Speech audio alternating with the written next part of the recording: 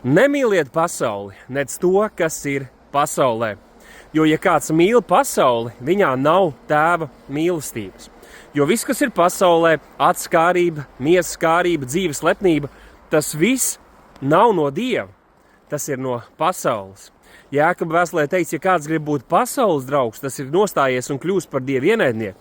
Un Jēzus teica, ko tas cilvēkam līdz, ka viņš iemanto visu pasauli, bet pats savu dvēseli nomaitā un sabojā. Mums ir jāizvēlas, vai mēs gribam kalpot sev, vai mēs gribam kalpot pasaulē un šīs pasaules priekšstatiem un gaidām un spiedienam, vai mēs gribam kalpot Dievam, kurš vienīgais ir svēts un augsti teicams.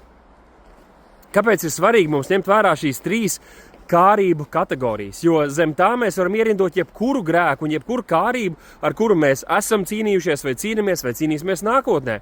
Un tās ir tās, ko mūsu miesa un arī pasaule un pats nelabais lieto, lai mūs pamudinātu uz nepareizām izvēlēm un grēkiem, kas arī atnes sodu un pārmācību mūsu dzīvēs. Un interesanti, ka tad, kad Jēzus tika kārdināts tuksnesī, vēlna kārdināts, tad visas šīs trīs grupas viņš arī izgāja cauri. Pirmkārt, tas bija par miesas kārību, jo viņam gribējās ēst, ej un rada maizi. Viņš teica, nē, cilvēks nedzīvo no maizes vien.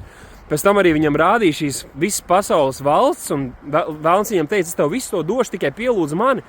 Un Jēzus viņam atbildēja, ka cilvēkam būs pielūgt tikai Dievu un viņam vien kalpot, un nekādus citus dievus vai dievības vai spēkus mēs nevaram pielūgt un tiem padoties. Un tad trešajā reizē šis ienaidnieks viņam saka, bet ja tu tiešām esi Dieva dēls, ja tu tiešām kaut kas esi, tad meties lejā no klints, un tad viņš citēja arī svētos rakstus, protams, sagrozot to nozīmi un pielietojumu. Un Jēzus atbildēja, tev nebūs Dievu kārdināt.